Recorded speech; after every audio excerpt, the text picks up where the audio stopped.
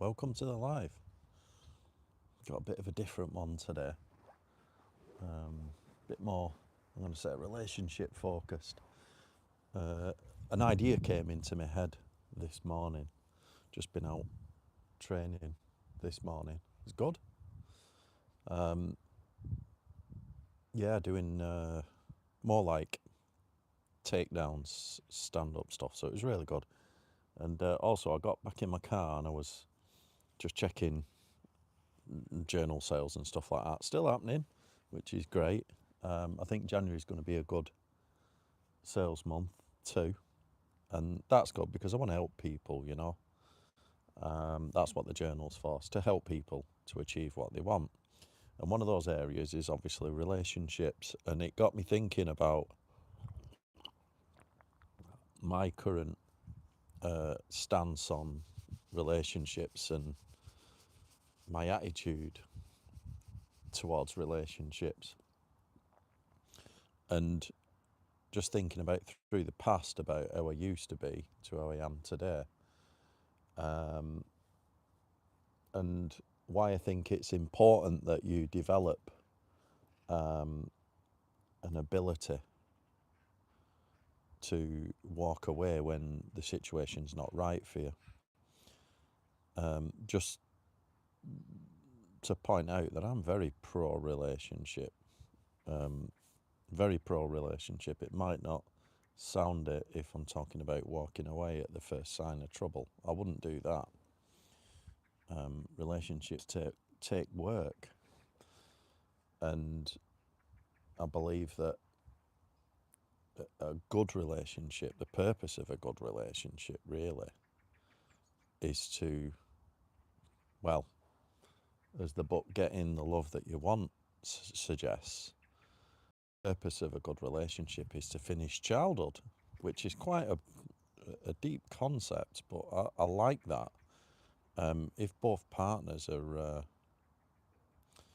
there together, hi, thanks for joining the live. If both partners are willing to sort of grow together, because quite often a lot of relationships break up because there's a few reasons. One main reason is loss of attraction, and there can be many reasons for that loss of attraction. Someone might get fat, someone might like stop growing, and one of them is where two people are growing and one significantly exceeds the other, say, and the other person stops trying and things like this, and then it's just on a road to an end. But in a good relationship, even if you've both got issues, because everyone's got little skeletons in the cupboard and issues and the like, the idea is that, as it says in here, you can use each other to sort of help heal each other and finish childhood.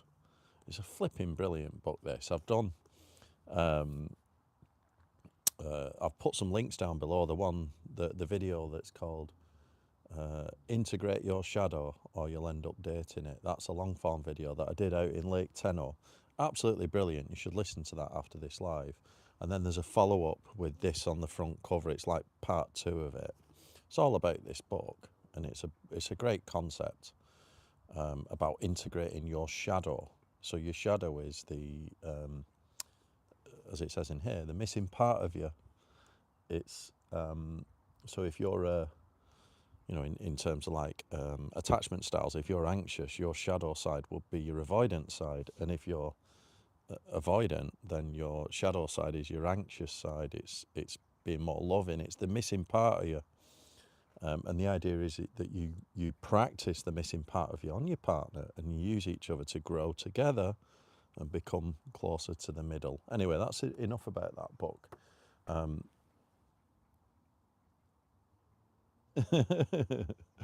How you doing? Thank you very much for joining. I'm very good.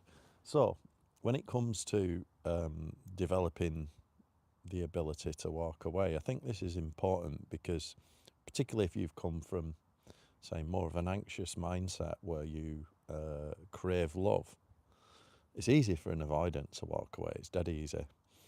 The avoidant needs to practice that missing part, be more loving and not walk away at the first fucking minor sign, like someone holding the fork wrong or something and just calling it quits. No, it has to be something a bit more serious, like a mismatch of values or a boundary encroachment. Hearing no politics here, no, not at all. A channel worth hearing, thank you very much. Yeah, so it has to be a boundary encroachment. And just thinking back, like how I used to be when I was, in my 20s, I used to act tough, right? But it was all passive aggressive. I was a big guy, a lot of weightlifting. I used to act really tough. I used to be very passive aggressive, but I was actually a nice guy, people pleaser.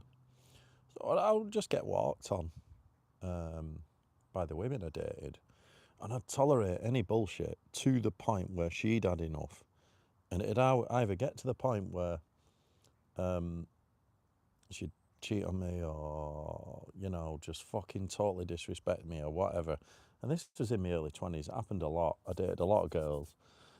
And I could even see, when you can see the moment where the relationship starts to take a turn and maybe that person stops respecting you or losing respect for you or doesn't have faith in you or whatever, right? And then it's that moment where it starts to go backwards, where you need to do something.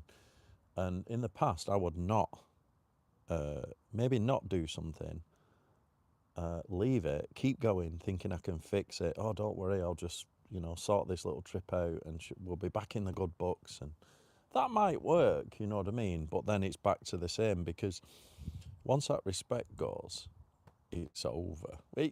It's not over, you can fix it. But carrying on thinking that you can fix it by doing more people pleasing is not going to fix it. That's where it's on a slippery slope, and you just make the pain worse. You just end up getting absolutely trampled on, and something disastrous happens.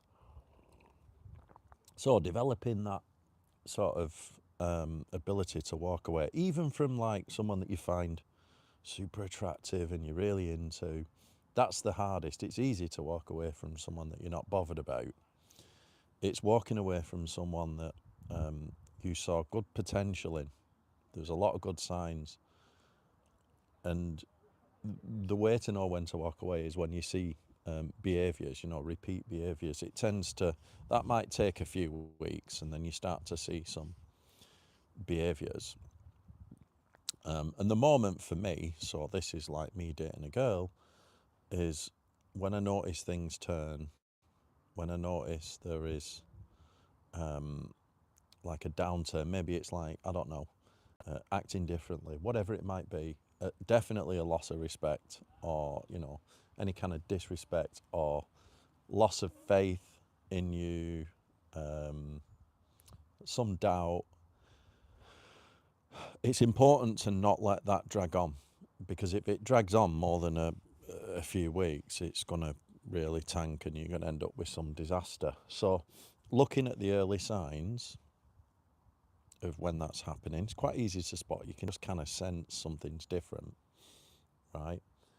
And if you feel that, let's say things were going well, because the ideal situation for a guy is that the girl is pushing for some kind of long-term relationship. If you ask me, it depends on where you are. If you're just casually dating, it's different.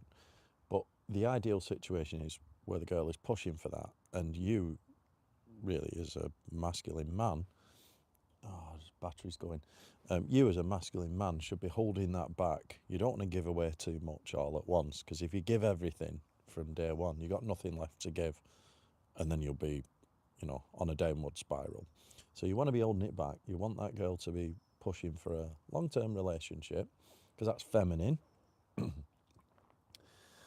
And you want to be slow playing it, and that's the ideal. But once it switches, let's say she's doing that, and then something happens, you have a fallout or whatever, and then you just notice that there's less of that, or maybe she's not quite mentioning it anymore, or not pushing as much, or you just feel the energy shift, or she's not reaching out as much, or whatever, and you see a little downturn. And don't react immediately, but if that goes on a few weeks, you've got to I think that is the point when you nip it in the bud. Or the other way is obviously if you see some blatant disrespect, like something, maybe she's gone on a date with someone else or something like that, that point, just don't even think about it. And when you do walk away, it's important that you're very clear. And you don't have to say the detail, but you just say, look, I'm looking for this, and I don't feel it's going that way. I don't think whatever. And you walk away. And if you do that, it kind of preserves your self-respect. I think it's very, very important. Like, I don't think you should overreact very quickly at the first sign, because that is just pure avoidance. I've had periods where I'm like that, just super avoidant, absolutely no tolerance. I might even be behaving badly myself, and I just be super avoidant and just like ghost someone or something like that. I've stopped ghosting people. I'd rather say it. I think ghosting is terrible. But when you do walk away, it's important that you're very clear. And what that will do, not only will it preserve your self-respect, this is when you've been disrespected. What that will do is preserve your self-respect. It's amazing because we all want to stay for the fantasy of what might have happened. Is that thing sticking up? Yeah, it is a bit. We all want to stay for the fantasy of what might have become, right? You look like a gentleman who goes to Thailand 10 times per year but never have any photos of those trips. Do you know what? I've never been to Thailand. A lot of my friends go. I've never been to Thailand, ever. And I don't intend to go, to be honest. I might go one day, but not for the reasons that you're talking about. Maybe that's you. Let me know. Anyway, when you walk away, it preserves your self-respect. And the other thing that happens, it'll flip the script massively. And it's very, very common for that girl who might have doubted you and thought, oh, maybe I can find someone better. Maybe doubted you a little bit because things ain't going too well for her. And then all of a sudden you just hit her with that and it'll just flip the script entirely. And she's like chasing and things like that. So there's a lot of good that come from that. But even more good if you fully walk away. Because I think you're training your internal like mindset to have strong boundaries. And look, being able to walk away from a average girl, like an average plate or whatever, is easy. Being able to walk away from that girl that you really found attractive, saw a lot of good in her, had massive hope for it, it's those that are hard, right? Because when there's, let's say on the face of it, there's a lot of good in the relationship and, things are progressing and you really see good value in her, maybe she treats you really nicely. Those are the hardest to walk away from. But I do believe in doing that. It's like a way of building yourself up, self-respect. And you've got to learn to do it. Because I never used to be able to do that. And all you do is train people to treat you like shit. And it reminds me of something that I've dropped in a link in the description from like the first part of my interview with Roberto, my meditation teacher. He said to me once, this was really good. He said, Andy, I was like telling him about my ridiculous standards and stuff, right, and whatever, and just being able to walk away. And he said, well, Andy, I think it's hard for you because he said something like, it's easy for you to get on with people or whatever, but for you to find like that, for you to have that long-term committed relationship again, because I've had that before. So for you to find that now, he said it's very easy for you. It's hard at your current state because, you know, you're doing all this meditation and reading and mindfulness and stuff. So it's like, because you're like that, it's hard to find someone that's also like that. And what he said was, if you wanted to get into a long-term relationship, it'd be very easy. All you'd have to do is stop doing all this self-development stuff. Stop journaling. Stop reading. Stop working out. Stop eating healthy and looking after your body. Stop meditating, right? Stop working on your business. Just stop all that stuff. Go down the pub. Start drinking beer and watching football. And that's what he said. And I thought, well, yeah, you can do that and settle, but I don't really want to. Anyway, what are these?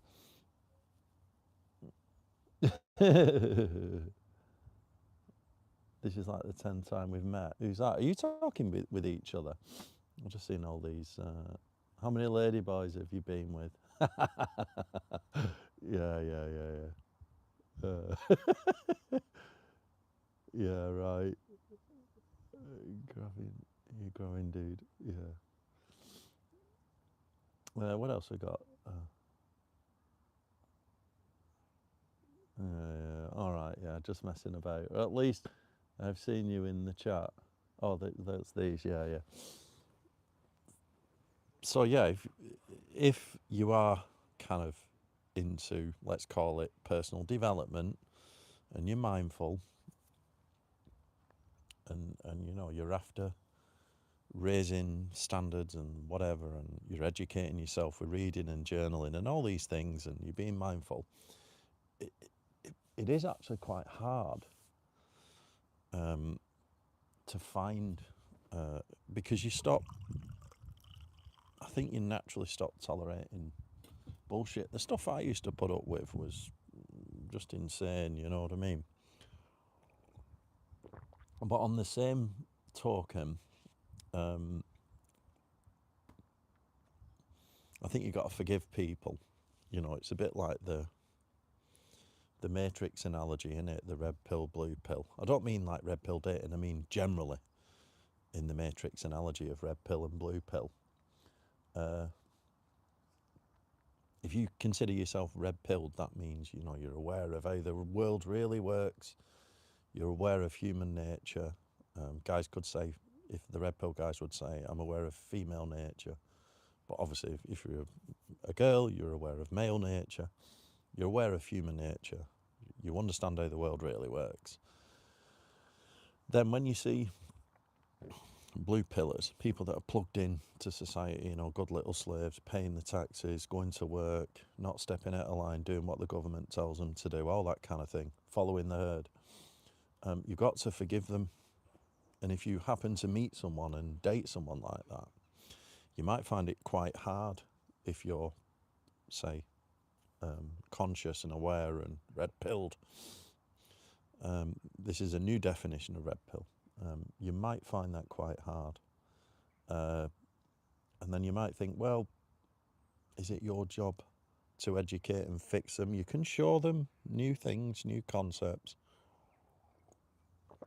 but you've got to let them work it out. You know, everyone's got, I'm down to low battery. Everyone's got bad behaviours, right?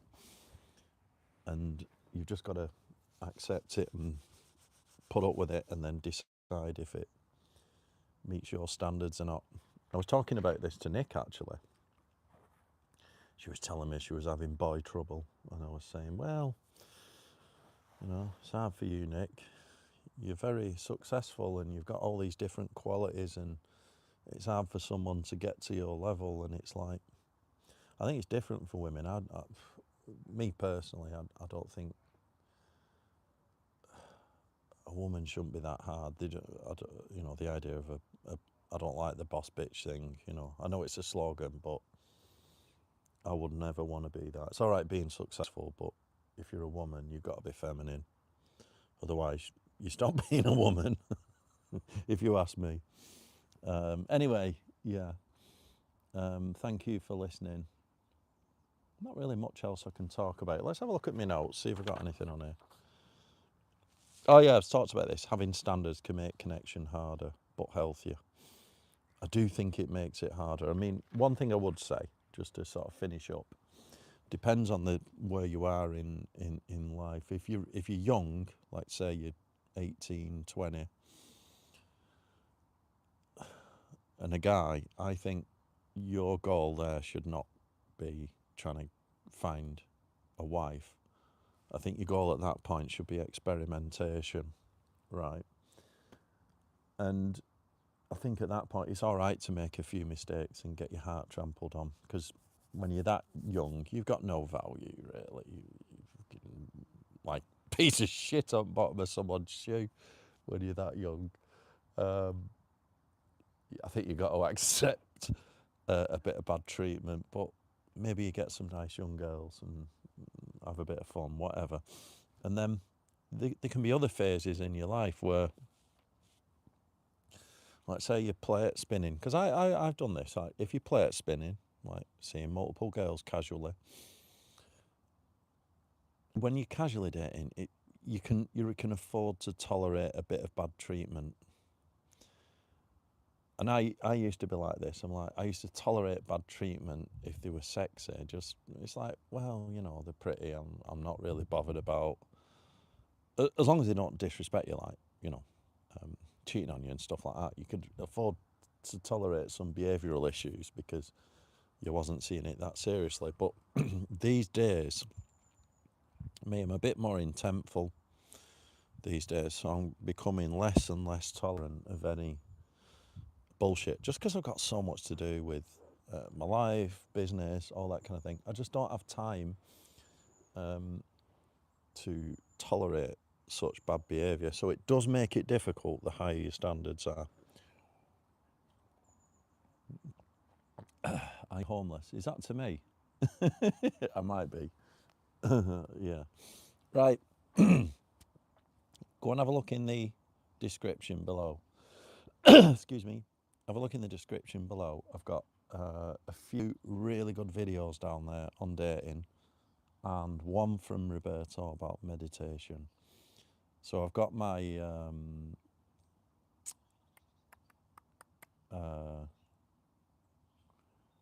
dating avoidant women video down there, which is superb. Yeah. What are you talking about? I'm not going to talk about this. Dating avoidant women, which is superb. Also, my best video, which is about Mark Manson's models, his book, which is a brilliant book. I've got it here. Where is it? There you go. That one. Great book. I've done a good review on this. I've done a couple actually. But my review of this is not just about dating. It's how you can also use the knowledge in here, because it's about personal development. I've repurposed a lot of the stuff in here for business, so you can use it for business as well, which I find is really good. So you can also use it for like things like business negotiations, imposter syndrome, because imposter syndrome in business is the same as chasing in dating. And I also did another video comparing these two. So Mark Manson's models and Mode 1, Alan Roger Curry, one of the original Red Pill authors. He's dead now, God bless his soul. Great guy. This book, apparently, Mark Manson stole all the ideas and wrote models, but they're both great. This is a bit harder, it's more brutal. Another book. Right, this is an old school one. Nice Guys and Players, Ron Wills. This guy's a legend. It's only a little book. Cool. Yeah, and obviously this is a psychology book. Getting the love that you want. It's a bit wet, this. You won't see any. I've done a written article on Mark Manson's models. It's in the description. It's on my website, andyholt.co.uk. And I mentioned that books like this, it's really good psychology if you're into human psychology and why people behave how they behave. But you won't get many red pillars reading this because it is a bit, I'm going to say, wet. But it is a great book, one of my favourites. Right, go and have a look at them. have a look at the videos that I've done. And yeah, don't forget to like the video, subscribe, and don't forget to walk away when you need to. Yeah, all right. You lot are stupid now. Look at these comments. Is it training? Training to that book don't look wet. Yeah. Oh no, what I mean is it's a bit of a feminine book, in it, getting the love that you want. It's like something a woman would read. But it is really good. A guy, my mate Joel, who's a dating coach, recommended this. And then this book, Models, James Tusk, if you know who he is like, I think he's like the #1 day gamer in the world. He recommended this to me as well. So these books come recommended by, I'm not a dating guy, but they come recommended by dating professionals, I would say. All right, go and read them, and none of these nonsense comments. All right, don't forget, like the video, subscribe. See you all next time.